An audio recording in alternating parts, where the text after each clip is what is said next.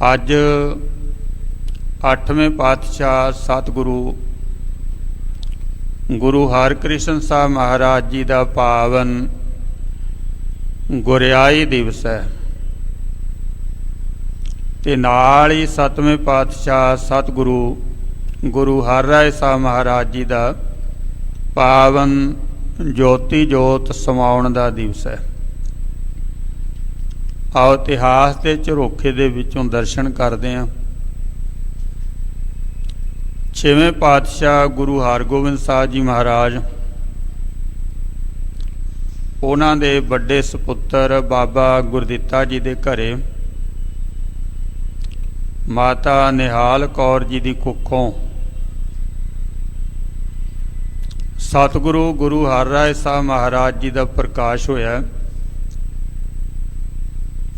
बाबा गुरदित्ता जी दे अकाल चलाने करके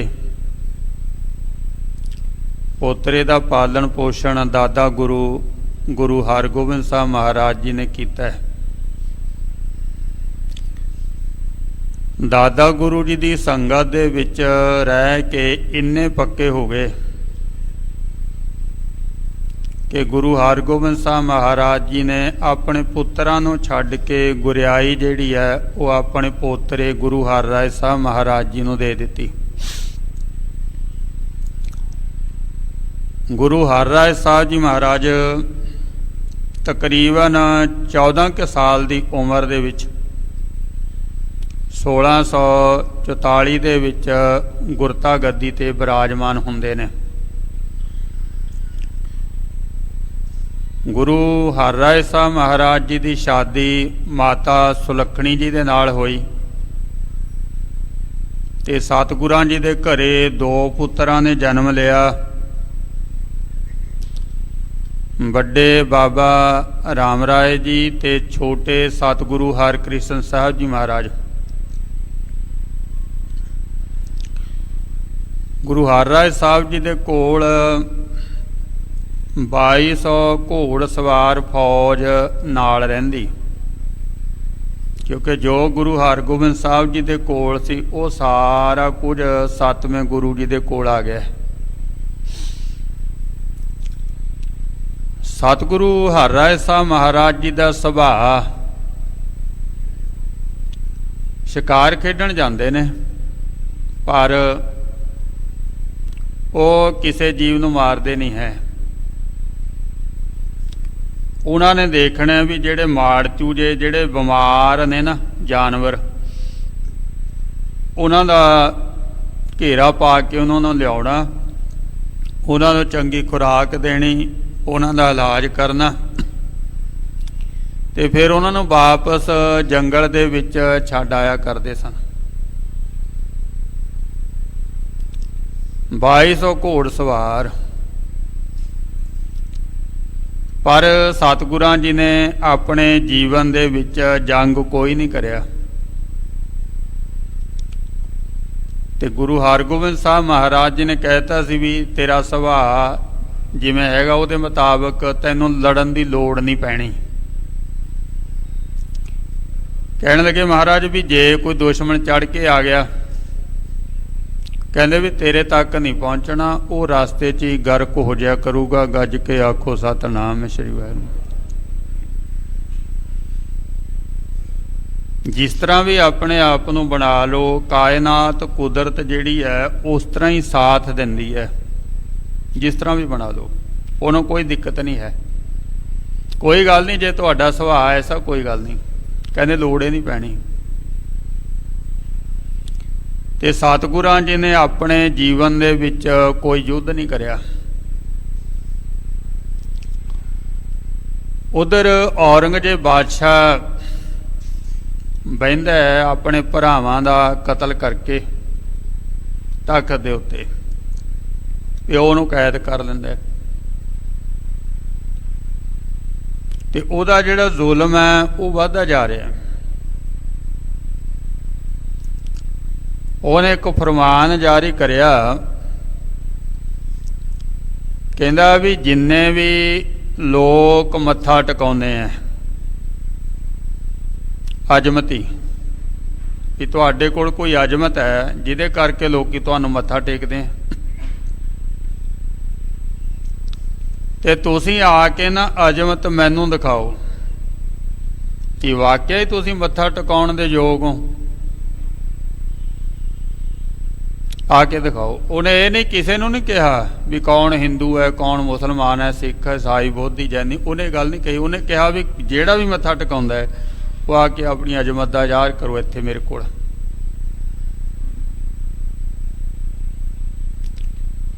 ਤਾਂ ਫਿਰ ਉਹਨੇ ਸਾਰੇ ਪਾਸੇ ਜਿਹੜੇ ਨੇ ਆਪ ਵੀ ਦੇਖੇ, ਲੋਕੀ ਬੁਲਾਏ, ਕੋਈ ਖਰਾ ਨਾ ਉਤਰਿਆ।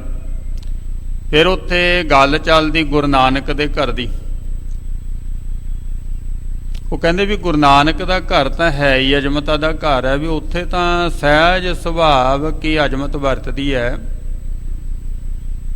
ਨਾ ਉੱਥੇ ਕੋਈ ਵਰਤਦਾ, ਆਪ ਹੀ ਵਰਤਦੀ ਹੈ। ਉਹਨੇ ਫਿਰ ਇੱਕ ਸ਼ਾਹੀ ਫਰਮਾਨ ਗੁਰੂ ਹਰਿਰਾਏ ਸਾਹਿਬ ਜੀ ਨੂੰ ਵੀ ਭੇਜਤਾ। ਕਹਿੰਦਾ ਵੀ ਤੁਸੀਂ ਗੁਰੂ ਨਾਨਕ ਦੀ ਗੱਦੀ ਤੇ ਬੈਠੇ ਹੋ ਤੇ ਗੁਰੂ ਨਾਨਕ ਦਾ ਘਰ ਅਜ਼ਮਤਾਂ ਦਾ ਘਰ ਹੈ, ਵੀ ਤੁਸੀਂ ਆਓ ਤੇ ਮੈਨੂੰ ਅਜ਼ਮਤ ਦਿਖਾਓ, ਮੇਰੀ ਤਸੱਲੀ ਕਰਾਓ। ਇਹ ਸ਼ਾਹੀ ਫਰਮਾਨ ਜਦੋਂ ਆਇਆ ਤਾਂ ਗੁਰੂ ਹਰਿਰਾਏ ਸਾਹਿਬ ਮਹਾਰਾਜ ਜੀ ਨੇ ਫਿਰ ਉਹ ਸਾਰੇ ਇਕੱਠੇ ਕਰ ਲਏ ਜਿਹੜੇ ਗੁਰੂ ਘਰ ਦੇ ਵਿੱਚ ਰਹਿ ਕੇ ਮੱਥਾ ਟਿਕਾਉਂਦੇ ਸੀ। ਉਹ ਕੌਣ ਸਨ? ਬੇਦੀ, ਤੇਹਣ, ਭੱਲੇ, ਸੋਢੀ। ਬੇਦੀ ਕਹਿੰਦੇ ਵੀ ਗੁਰੂ ਨਾਨਕ ਜੀ ਸਾਡੇ ਚੋਂ ਹੋਈ ਮੱਥੇ ਟਿਕਾਉਂਦੇ, ਤੇਹਣ ਕਹਿੰਦੇ ਗੁਰੂ ਅੰਗਦ ਦੇਵ ਜੀ ਸਾਡੇ ਚ ਹੋਈ ਉਹ ਮੱਥੇ ਟਿਕਾਉਂਦੇ,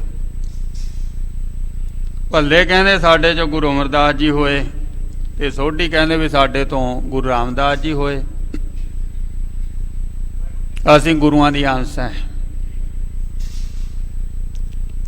ਇਹ ਸਾਰੇ ਮੱਥੇ ਟਿਕਾਇਆ ਕਰਦੇ ਸਨ। ਤੇ ਇਹਨਾਂ ਬਾਰੇ ਹੀ ਗੁਰੂ ਹਰਿਰਾਏ ਸਾਹਿਬ ਜੀ ਨੇ ਬਚਨ ਕੀਤੇ ਸੀ ਕਿ ਕਹਿਣ ਲੱਗੇ ਵੀ ਗੁਰੂ ਨਾਨਕ ਦਾ ਜਹਾਜ਼ ਖੰਡ ਖੰਡ ਹੋ ਗਿਆ ਹੈ, ਟੁਕੜੇ ਟੁਕੜੇ ਹੋ ਗਿਆ। ਸਿੱਖਾਂ ਨੇ ਬੇਨਤੀ ਕੀਤੀ ਵੀ ਪਾਤਸ਼ਾਹ ਤੁਸੀਂ ਵੀ ਤਾਂ ਸਤਵੇਂ ਨਾਨਕ ਹੋ, ਤੁਹਾਡਾ ਜਹਾਜ਼ ਹੈ, ਆਪਣੇ ਜਹਾਜ਼ ਨੂੰ ਤੁਸੀਂ ਸੰਭਾਲੋ। ਤਾਂ ਗੁਰੂ ਹਰਿਰਾਏ ਸਾਹਿਬ ਮਹਾਰਾਜ ਜੀ ਨੇ ਬਚਨ ਕੀਤਾ, ਕਹਿੰਦੇ ਵੀ 10ਵੇਂ ਜਾਮੇ ਦੇ ਵਿੱਚ ਸੰਭਾਲਾਂਗੇ। ਇਹ ਗੁਰੂ ਹਰਿਰਾਏ ਸਾਹਿਬ ਜੀ ਦੇ ਬਚਨ ਨੇ। ਖੰਡ ਖੰਡ ਦਾ ਭਾਵ ਇਹੀ ਸੀ ਕਿ ਗੁਰੂ ਨਾਨਕ ਨੇ ਤਾਂ ਕਿਹਾ ਵੀ ਆਪਾਂ ਅਕਾਲ ਦੇ ਪੁਜਾਰੀ ਹਾਂ, ਪਰ ਅਸੀਂ ਆਪਣੀ ਪੂਜਾ ਕਰਾਉਣ ਲੱਗੇ, ਆਪਣੇ ਆਪ ਨੂੰ ਮੱਥੇ ਟਿਕਾਉਣ ਲੱਗੇ, ਆਪਣੇ ਆਪ ਨੂੰ ਵੱਡੇ ਖਵਾਉਣ ਲੱਗੇ। ਉਲਟਾ ਖੇਲ ਭਰਮ ਕਾ ਪੈਰੀ ਭਵਨਾ ਜਗ ਵਰਤਾਇਆ। ਗੁਰੂ ਨਾਨਕ ਸਾਹਿਬ ਜੀ ਨੇ ਕਿਹਾ ਸੀ ਵੀ ਮੱਥੇ ਟਿਕਾਉਣੇ ਨਹੀਂ, ਮੱਥਾ ਟੇਕ ਲਿਆ ਕਰੋ।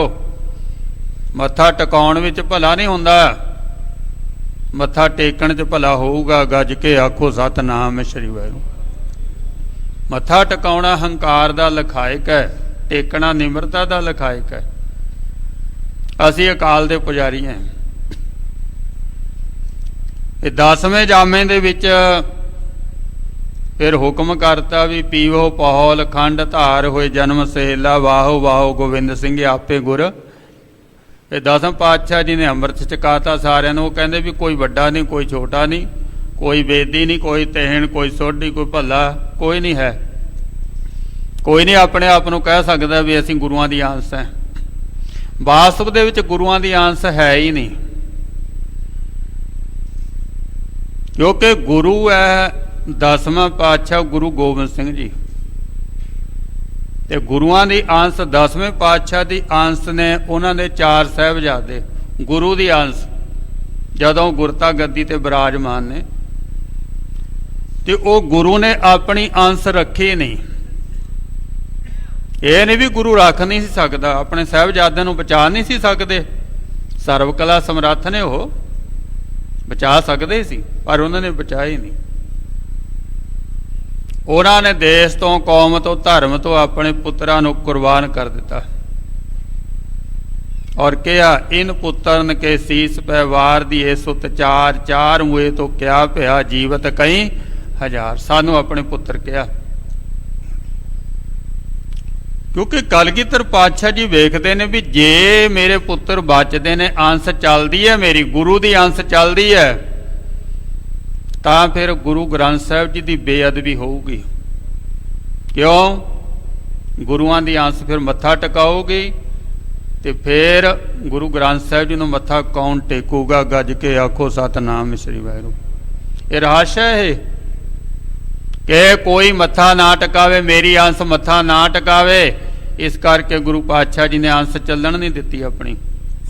ਕੋਈ ਗੁਰੂ ਦੀ ਅੰਸ ਨਹੀਂ। 10ਵੇਂ ਪਾਤਸ਼ਾਹ ਜੀ ਦੇ ਚਾਰੇ ਸਾਹਿਬਜ਼ਾਦੇ ਸ਼ਹੀਦ ਹੋ ਗਏ। ਗੁਰੂ ਗੋਬਿੰਦ ਸਿੰਘ ਹੈ। ਜੋਤ ਇੱਕ ਗੁਰੂ ਤੋਂ ਦੂਸਰੇ 'ਚ ਟਿਕ ਕੇ ਗੁਰੂ ਉਹ ਬਣ ਗਿਆ। ਸੋ ਇਹ ਕੋਈ ਗੱਲ ਨਹੀਂ ਹੈ, ਇਹ ਐਵੇਂ ਭੁਲੇਖਾ ਭਰਮ ਹੈ। ਇਹ ਪਾਤਸ਼ਾਹ ਜੀ ਨੇ ਕਿਹਾ ਸਾ ਜਾਤ ਸਾ ਪਤ ਹੈ ਜਿਹੇ ਕਰਮ ਕਮਾਏ। ਗੁਰੂ ਜੀ ਕਹਿੰਦੇ ਜਿਹੋ ਜਿਹੇ ਤੁਸੀਂ ਕਰਮ ਕਰੋਗੇ ਉਹ ਤੁਹਾਡੀ ਜਾਤ ਹੈ, ਤੁਹਾਡੀ ਇੱਜ਼ਤ ਹੈ, ਬਾਕੀ ਅੰਸ ਨਾਲ ਕੋਈ ਸੰਬੰਧ ਨਹੀਂ ਹੈ। ਗੁਰੂ ਨੇ ਆਪਣੀ ਅੰਸ ਨਹੀਂ ਰੱਖੀ ਵੀ ਨਾ ਆਪਾਂ ਗੁਰੂ ਗ੍ਰੰਥ ਸਾਹਿਬ ਦੇ ਗੁਰੂ ਹਾਂ। ਸੋ ਬਚਨ 7ਵੇਂ ਪਾਤਸ਼ਾਹ ਜੀ ਨੇ ਕੀਤੇ ਤੇ 10ਵੇਂ ਜਾਮੇ ਦੇ ਵਿੱਚ ਪੂਰਨ ਕਰਤੇ। ਆਗੇ ਆਵਤ ਸਿੰਘ ਜੋ ਪਾਵੈ ਵਾਹਿਗੁਰੂ ਜੀ ਕੀ ਫਤਿਹ ਬੁਲਾਵੈ। ਜਿਹੜਾ ਗੁਰੂ ਦਾ ਅਸੂਲ ਹੈ ਉਹ ਇਹ ਹੈ, ਬਾਕੀ ਕਿਸੇ ਦਾ ਕੋਈ ਅਸੂਲ ਹੋ ਸਕਦਾ, ਆਪਾਂ ਨੇ ਉਦੋਂ ਕੁਝ ਨਹੀਂ ਲੈਣਾ। ਕੋਈ ਜੋ ਮਰਜ਼ੀ ਕਰੇ, ਮਰਜ਼ੀ ਹੈ। ਔਰ ਗੁਰੂ ਦਾ ਜਿਹੜਾ ਸਿਧਾਂਤ ਹੈ, ਆਪਾਂ ਤਾਂ ਗੁਰੂ ਦੇ ਸਿਧਾਂਤ ਨੂੰ ਲੈਣਾ। ਤਾਂ ਫਿਰ ਸਤਿਗੁਰਾਂ ਜੀ ਨੇ ਸੱਦ ਲਏ, ਕਹਿੰਦੇ ਭਾਈ ਗੱਲ ਸੁਣੋ ਵੀ ਆਹ ਸ਼ਾਹੀ ਫਰਮਾਨ ਆਇਆ ਹੋਇਆ ਹੈ ਤੇ ਬਾਦਸ਼ਾਹ ਕਹਿ ਰਿਹਾ ਵੀ ਅਜ਼ਮਤ ਦਿਖਾਓ।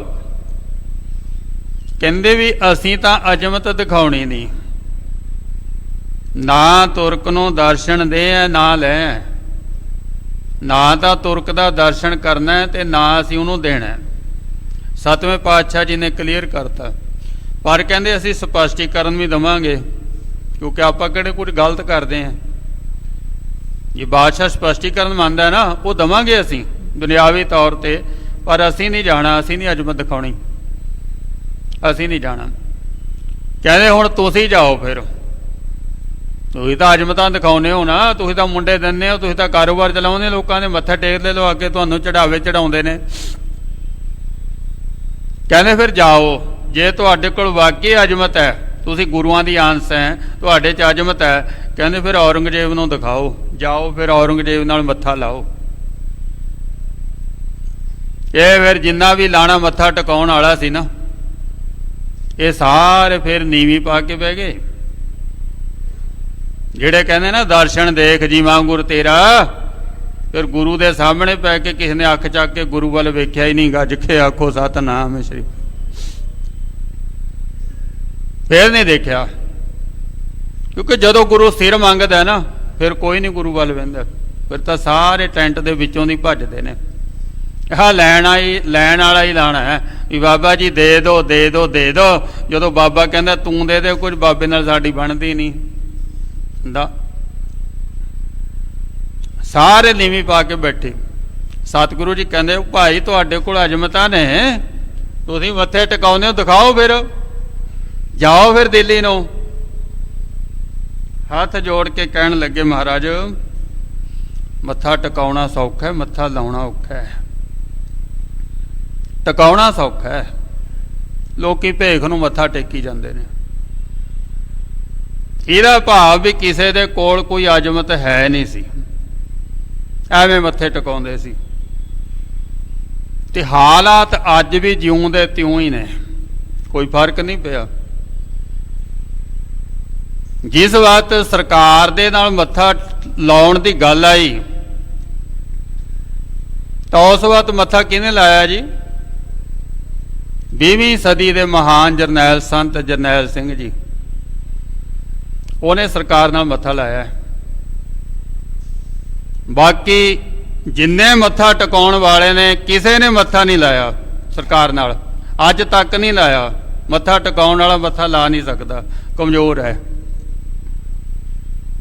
ਤੇ ਸੰਤ ਜਰਨੈਲ ਸਿੰਘ ਮੱਥਾ ਨਹੀਂ ਸੀ ਟਿਕਾਉਂਦਾ, ਤੇ ਉਹਨੇ ਸਰਕਾਰ ਨਾਲ ਮੱਥਾ ਲਾਇਆ, ਗੱਜ ਕੇ ਆਖੋ ਸਤਿਨਾਮ ਸ੍ਰੀ ਵਾਹਿਗੁਰੂ। ਸਾਡੇ ਕੰਨਾਂ ਦੇ ਵਿੱਚ ਉਹ ਗੱਲਾਂ ਪਈਆਂ ਹੋਣੀਆਂ ਜਿਹੜੇ ਸਰਕਾਰੀ ਏਜੰਸੀਆਂ ਨੇ ਸਾਡੇ ਕੰਨਾਂ 'ਚ ਪਾਈਆਂ, ਕਿਉਂਕਿ ਸਾਡੀ ਕਮਜ਼ੋਰੀ ਹੈ, ਇਹ ਸ਼ੁਰੂ ਤੋਂ ਕਮਜ਼ੋਰੀ ਹੈ। ਕਮਜ਼ੋਰੀ ਸਾਡੀ ਇਉਂ ਹੈ ਵੀ ਅਸੀਂ ਗੱਲ ਕਿਹਦੀ ਮੰਨਦੇ ਹਾਂ। ਘੇਰਾ ਪਿਆ ਹੋਇਆ ਆਨੰਦਪੁਰ ਸਾਹਿਬ ਨੂੰ, ਹਿੰਦੂਆਂ ਨੇ ਗਊ ਬਣਾ ਕੇ ਭੇਜਤੀ, ਗੀਤਾ ਭੇਜਤੀ, ਉਹਨਾਂ ਨੇ ਕੁਰਾਨ ਭੇਜਤੀ ਆਪਣੀ, ਕਿ ਅਸੀਂ ਸਹੁੰ ਖਾ ਕੇ ਕਹਿੰਦੇ ਹਾਂ ਗੁਰੂ ਜੀ ਆਨੰਦਪੁਰ ਸਾਹਿਬ ਛੱਡ ਦਿਓ, ਅਸੀਂ ਕੁਝ ਨਹੀਂ ਕਹਿੰਦੇ। ਤੇ ਗੁਰੂ ਜੀ ਕਹਿੰਦੇ ਉਹ ਇਤਵਾਰ ਨਾ ਕਰੋ ਇਹਨਾਂ ਦਾ, ਇਹਨਾਂ ਦੀ ਮਜਬੂਰੀ ਹੈ। ਪਰ ਸਿੱਖਾਂ ਨੇ ਕਿਹਦੀ ਗੱਲ ਮੰਨੀ ਸੀ? ਪਹਾੜੀ ਹਿੰਦੂ ਰਾਜਿਆਂ ਦੀ ਗੱਲ ਮੰਨੀ ਸੀ, ਤੁਰਕਾਂ ਦੀ ਗੱਲ ਮੰਨੀ ਸੀ। ਗੁਰੂ ਦੀ ਤਾਂ ਗੱਲ ਸਿੱਖਾਂ ਨੇ ਮੰਨੀ ਨਹੀਂ ਹੈ। ਸਾਡੀ ਮਜਬੂਰੀ ਹੈ ਕਿ ਅਸੀਂ ਆਪਣੇ ਵਿਰੋਧੀਆਂ ਦੀ ਗੱਲ ਮੰਨਦੇ ਹਾਂ, ਅਸੀਂ ਗੁਰੂ ਦੀ ਗੱਲ ਤਾਂ ਕਦੇ ਮੰਨਦੇ ਨਹੀਂ ਹੈ। ਗੱਜ ਕੇ ਆਖੋ ਸਤਿਨਾਮ ਸ੍ਰੀ ਵਾਹਿਗੁਰੂ। ਵਿਰੋਧੀਆਂ ਦਾ ਇਹ ਕੰਮ ਹੈ ਵੀ ਫੁੱਟ ਪਾਓ ਤੇ ਰਾਜ ਕਰੋ, ਉਹਨਾਂ ਨੇ ਇਹ ਕੰਮ ਕਰਨਾ, ਅਸੀਂ ਉਹਨਾਂ ਦੀ ਗੱਲ ਸੁਣਦੇ। ਉਹਨਾਂ ਨੇ ਕਿਹਾ ਸੰਤ ਜਰਨੈਲ, ਕੋਈ ਦੱਸੋ ਸੰਤ ਜਰਨੈਲ ਸਿੰਘ ਨੇ ਆਪਣੇ ਪਰਿਵਾਰ ਬਾਰੇ ਕੀ ਮੰਗਿਆ ਸੀ, ਆਪਣੇ ਲਈ ਕੀ ਮੰਗਿਆ ਸੀ? ਬਿਨਾਂ ਮੰਗੇ ਤੋਂ ਮਿਲ ਰਿਹਾ ਸੀ। ਸਿੱਖੋ ਉਹਨਾਂ ਨੇ ਜੋ ਕੁਝ ਕਰਿਆ ਉਹ ਸਾਡੇ ਸਮਾਜ ਲਈ ਕੀਤਾ ਹੈ। ਇਹ ਵੀ ਗੱਲ ਨਹੀਂ ਸਿੱਖਾਂ ਲਈ ਕੀਤਾ ਹੈ, ਪੰਜਾਬ ਲਈ ਕੀਤਾ ਹੈ, ਨਹੀਂ ਨਹੀਂ। ਜਿਹੜਾ ਆਨੰਦਪੁਰ ਸਾਹਿਬ ਦਾ ਮਤ ਹੈ ਉਹ ਭਾਰਤ ਦੇ ਪੂਰੇ ਸਟੇਟਾਂ ਦੇ ਵਾਸਤੇ ਭਲੇ ਦਾ ਕੰਮ ਕਰਦਾ ਹੈ, ਉਹ ਇਕੱਲੇ ਪੰਜਾਬ ਵਾਸਤੇ ਨਹੀਂ ਸੀ ਹੈ। ਗੱਜ ਕੇ ਆਖੋ ਸਤਿਨਾਮ ਸ੍ਰੀ ਵਾਹਿਗੁਰੂ। ਜੋ ਉਹਨਾਂ ਨੇ ਕਿਹਾ ਸੀ ਸਰਕਾਰ ਉਦੋਂ ਮੰਨੀ ਨਹੀਂ, ਹੁਣ ਆਪ ਹੀ ਕਰੀ ਜਾਂਦੀ ਸਾਰਾ ਕੁਝ। ਸੋ ਸਮਾਂ ਇੱਧਰ ਜਾਵੇਗਾ। ਮੈਂ ਮੱਥੇ ਟਿਕਾਉਣ ਵਾਲਿਆਂ ਦੀ ਗੱਲ ਕਰਦਾ ਹਾਂ। ਮੱਥੇ ਟਿਕਾਉਣ ਵਾਲੇ ਮੱਥਾ ਨਹੀਂ ਲਾ ਸਕਦੇ, ਇਹ ਇਤਿਹਾਸ ਹੈ। ਜਵਾਬ ਦੇ ਗਏ ਸੀ ਸੱਤਵੇਂ ਪਾਤਸ਼ਾਹ ਵੇਲੇ, ਉਹ ਕਹਿੰਦੇ ਵੀ ਮੱਥਾ ਟਿਕਾਉਣਾ ਸੌਖਾ ਹੈ ਤੇ ਮੱਥਾ ਲਾਉਣਾ ਔਖਾ ਹੈ। ਅੱਜ ਸਿੱਖ ਜਾਤ ਦੇ ਵਿੱਚ ਮੱਥਾ ਟਿਕਾਉਣ ਵਾਲਿਆਂ ਦੀ ਗਿਣਤੀ ਜ਼ਿਆਦਾ ਹੈ ਤੇ ਮੱਥਾ ਟੇਕਣ ਵਾਲਿਆਂ ਦੀ ਗਿਣਤੀ ਘਟ ਗਈ ਹੈ। ਗੱਜ ਕੇ ਆਖੋ ਸਤਿਨਾਮ ਸ੍ਰੀ ਵਾਹਿਗੁਰੂ। ਟਿਕਾਉਣ ਵਾਲਿਆਂ ਦੀ ਗਿਣਤੀ ਜ਼ਿਆਦਾ ਹੈ।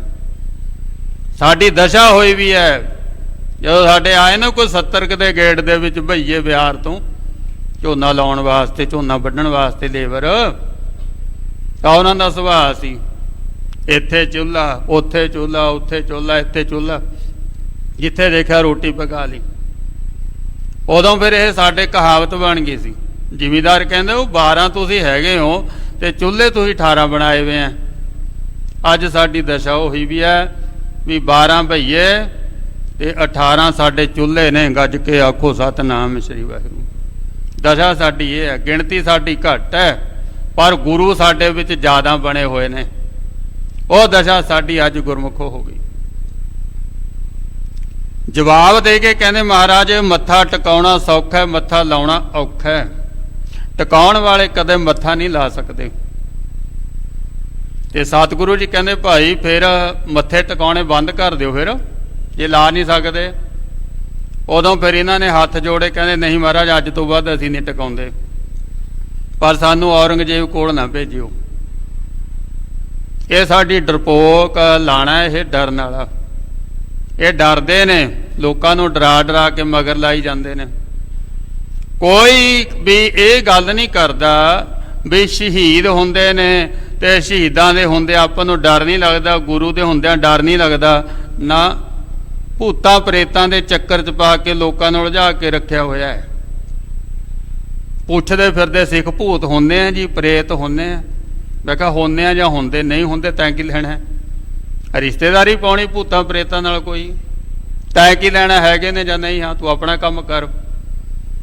ਸਾਡੇ ਸ਼ਹੀਦਾਂ ਦੇ ਉੱਤੇ ਭੂਤਾਂ ਪ੍ਰੇਤਾਂ ਨੂੰ ਭਾਰੀ ਕੀਤਾ ਹੋਇਆ ਹੈ। ਕੋਈ ਨਹੀਂ ਕਹਿੰਦਾ ਵੀ ਸਭ ਤੋਂ ਵੱਡੇ ਸ਼ਹੀਦ ਬਾਬਾ ਫਤਿਹ ਸਿੰਘ ਜੀ, ਉਹਦੀ ਗੱਲ ਕੋਈ ਨਹੀਂ ਕਰਦਾ। ਭੂਤਾਂ ਪ੍ਰੇਤਾਂ ਨੂੰ ਲੱਗੇ ਤੁਰੇ। ਸਾਡੀਆਂ ਦੁਕਾਨਦਾਰੀਆਂ ਭੂਤਾਂ ਪ੍ਰੇਤਾਂ ਤੇ ਚੱਲਦੀਆਂ ਨੇ, ਕਾਰੋਬਾਰ ਚਲਾਉਣ ਤੇ। ਬਾਬਾ ਜੀ ਕਹਿੰਦੇ ਜਿਉਂ ਲਾਹਾ ਤੋਟਾ ਤਿਵੇਂ ਬਾਟ ਚੱਲਦੀ ਆਈ। ਕਹਿੰਦੇ ਜਦੋਂ ਜੀਵਨ ਦਾ ਘਾਟਾ ਵੱਧਦਾ ਤਾਂ ਦੁਨੀਆ 'ਚ ਚੱਲੂਗਾ ਹੀ, ਇਹ ਤਾਂ ਬੰਦ ਨਹੀਂ ਕਰ ਸਕਦੇ। ਤਾਂ ਫਿਰ ਇਹ ਜਵਾਬ ਦੇ ਗਏ। ਇੰਨੇ ਨੂੰ ਆ ਗਿਆ ਫਿਰ ਬਾਬਾ ਰਾਮ ਰਾਏ,